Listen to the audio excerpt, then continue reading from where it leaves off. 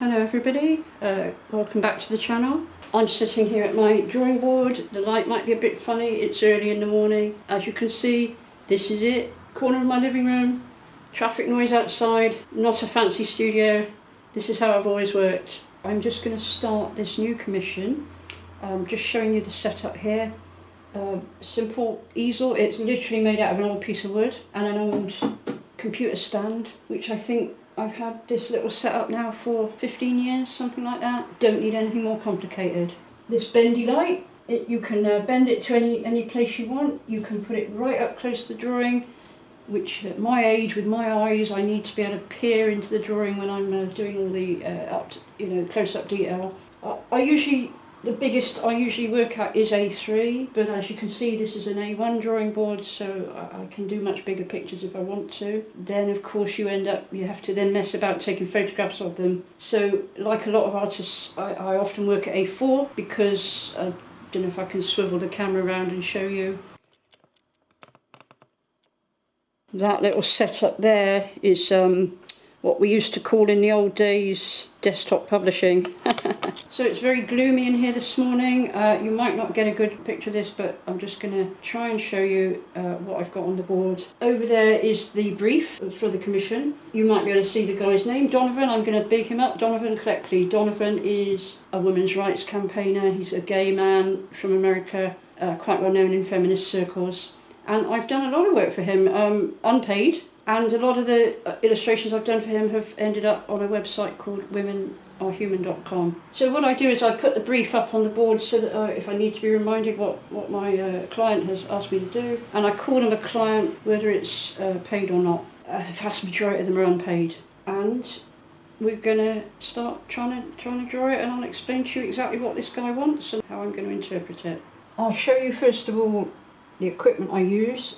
These pens are Faber-Castell, which are my favourites. Just the most simple artist pens you can get. These are probably a couple of quid each. I tend to buy them singly in the art shop, not order them through the internet, because if you order them through the internet you get a whole pack which you don't maybe use half of them because they're the wrong thickness or something. So I tend to use a 751 and maybe one thick one just for sort of filling in large areas, you know. This is going to be for an LGBT organisation called the Lesbian and Gay Liberation Front in America, and also the Women Are Human site. And the article he wants me to illustrate is called Gender Medicine as Medical Nemesis. And it's based on a 1975 book called Medical Nemesis, The Expropriation of Health by Ivan Illich. So I don't know if anybody's ever heard of that. However, I don't usually go into great detail of the sort of background sources. If somebody gives me an idea of what they want, in this case he suggested something quite science fiction-y along the lines of Brave New World or The Island of Dr. Moreau, and it strikes me that kind of picture would go well as a woodcut. So the very first thing I'm going to do is, I have been thinking about this, and the very first thing I'm thinking of is a kind of elderly doctor, weird sort of a psychopathic looking maybe face down here, filling up most of this part of the picture with wild hair perhaps. And I think something like if we're saying The Island of Dr. Moreau or Brave New World, maybe a coastline going up to that, and possibly a man or a woman or a couple maybe silhouetted against a dying sun. Let's say the sun's about there, they could be about here. What would we put in this part of the picture? Conceivably some medical looking buildings, a medical centre. So that's where you have a very, very basic, which you probably can't even see because that's that's done in very light outline pencil. Yep, that's it. I think that's what I'm going to do. So as you can see, I've started this drawing. This is the Island of Dr. Moreau stroke Brave New World drawing, and just doing his eyes in here. We are getting underway with it. Got a mad scientist down here. Up here you can see the sun, which I was talking about earlier. This is going to be like a bit of water. There are going to be two children standing in the water. Over here, which may be blotted out by the light, there's going to be some buildings. I don't want the buildings to be taken away, as it were, from the rest of the picture, so they may be in shadow. That I'm going to say keep out, or possibly have a skull and crossbones on it. You might remember that I drew some lines across the page when I did them with pencil. I don't know if you can see them. And the idea of those lines is to help me try and make it look a bit like a woodcut. Cut with little shaggy haired children here. This one I think is a little, perhaps a chubby little boy. There's the other figure's hand coming over, you see. He's a bit podgy, this little boy. These are going to be silhouetted. This character is slimmer. And the idea is that this is maybe his older sister. A bit more womanly in her hips, even though she's probably only an adolescent, just like him. Yeah, he's meant to be a bit younger than adolescent. So there we are, there's a couple of kids stood in the water there. The sunlight from the sun, as you can see, is going to be coming along that line, like that. And it's going to be quite dark. These buildings, they're going to be picked out by the light. I tend to use ordinary tissue to wipe the pages off because it doesn't smudge the ink at all. Right, we'll come back next time. Just a quick look at the drawing, see how far it's gone. Don't know if you can see some, started to put the buildings in at the top there. Children, the sun, the water they're standing in there, mad scientist down here. And no, he's not meant to represent anyone. This is a generic mad scientist. I'm not going to get into all, oh well, he's white, so that means that all mad scientists are white. No, nothing like that, I'm afraid. It just happens to be, if we're using books like The Island of Dr. Moreau, Brave New World, as a sort of guideline, at the times they were written, that's all. People from another culture might very well have done a mad doctor from another culture.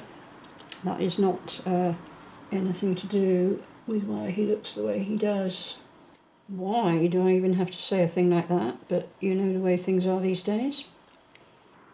So as you can see, he's really coming on now. I've been using the 7, the 5 of these pens that I use. Faber-Castell, I expect that's silhouetted, you might not be able to see that. So, certainly coming on, I think you can see, and there'll be a lot more done when you come back. So, good morning. It's quite a bright sunny winter morning here. Here on my drawing board is the finished black and white illustration for Donovan's project. Here we are, we've got an evil doctor, we've got a couple of children basically gazing at the dying sun. Hopefully this is going to fulfill the brief. What I'm going to do this morning is, it will take me about less than an hour to colour this in. I'm just going to hold up in front of the camera the kind of the most basic pencils you can get. I don't spend a lot of money on my equipment. Sets of child's pencils from W.H. Smith's. I'm going to use a very, very simple palette on this. This guy is going to be mostly left white. The fronts of the buildings are going to be mostly left white. The predominant colour is going to be the red of the sun. And how I work, I tend to have a piece of plain paper here. The reason for the paper, it's like using a mahl stick. When I'm going up over the picture, it's so I don't smudge the picture when I'm working on a different bit of it. And also I use the paper for testing the colours. So, you know, different coloured reds, for example. I do that on the paper as I'm going along the drawing to see what the colour's like in exactly the same way that a painter will make little splodges of colour as they go along during a painting. What I'll probably do is start off with one of the paler colours and build it up, just like you do when you're putting layers of paint on. It's going to be a bit of a orange coloured wash on the front of the buildings.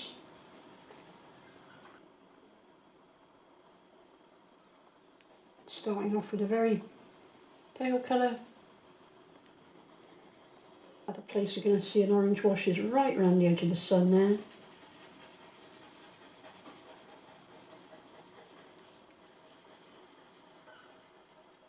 In the middle here, on either side, right the way towards the shore. If I decide that any of this needs a bit of blurring as I go along, just use an ordinary rubber, an ordinary eraser. This guy down here, what have we got in the sky a minute? We've got little bits of things that might be clouds. Let's just give them a little underside of orange. This guy down here, he's turned away from the sun. The thing about drawing is that once you make a decision of where the light's coming from, you should stick to it, even if you're drawing something which is a total fantasy. These kids are going to have a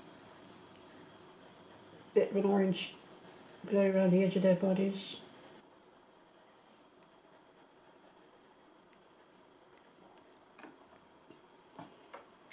So this fella's turned away from the light. If there is going to be any highlighting on him at all, it's going to be very slight.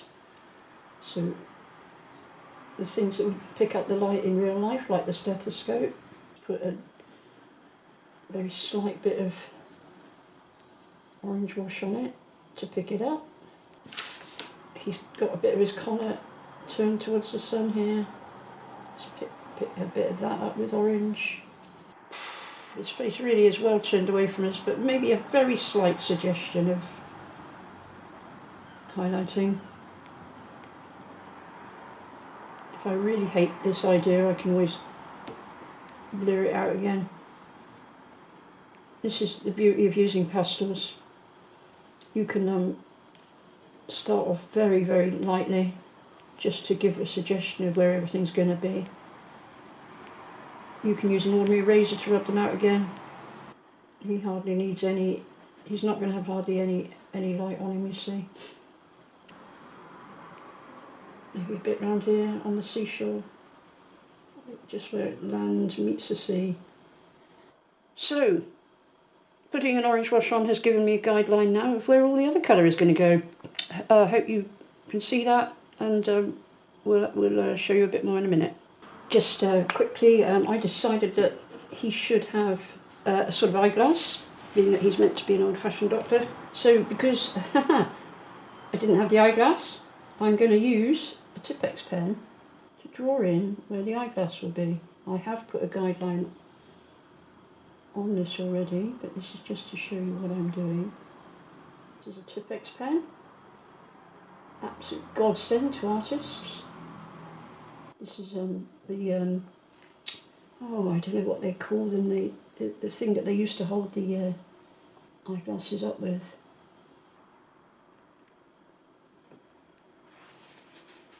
Again, great thing about anything like this is that you can gloss it off, do what you like with it as you go along. I can now put more of a border around it.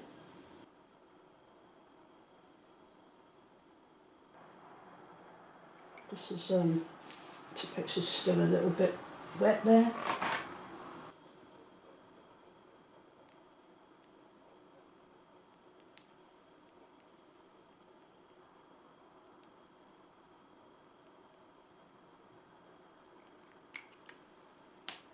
There are eyeglass added. So this is the last bit of drawing I'm going to show you this morning, because it's getting very bright now outside. The sun's going to come round and it's going to be a bit too bright. I'll have to pull the curtain. So let's get some colour on here. Darker colour, a sort of dark red, almost dark pink colour down here, and then filled in with the ordinary red. If you remember that I added that eyeglass in, that eyeglass wasn't there. When I send that over on the computer, I might do a bit of enhancement around the eyeglass, just lighten it up a little bit. A stethoscope would probably pick up a bit more colour.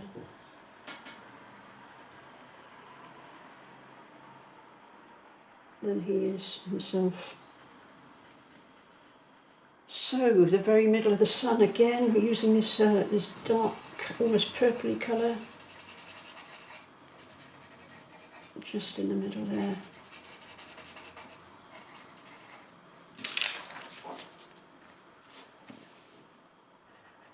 And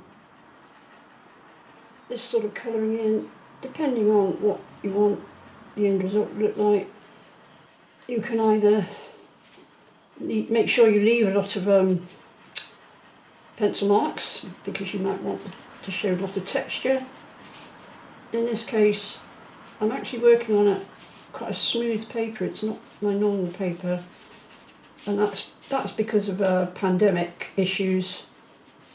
When I was ordering my art pads going back into the pandemic, the art shops were closed, and I couldn't therefore go into the art shops, and which is the only way to buy art materials, is so you can actually go in and pick them up and feel the texture of things yourself with your own hands and use your own eyes. When you're ordering through the internet, very often, even though you've carefully copied down the brand, the type, the name, the paper weight and everything you want, yeah, you don't always get what you want coming through the post. By which time it's too late, you can't turn it back, because you have commissions to get on with. So there you can see that I've made it dark around the children's heads to pick them out. This is going to take me a while to add all this red colour, so I'm going to say cheerio now, and the next thing you'll probably see is the finished drawing.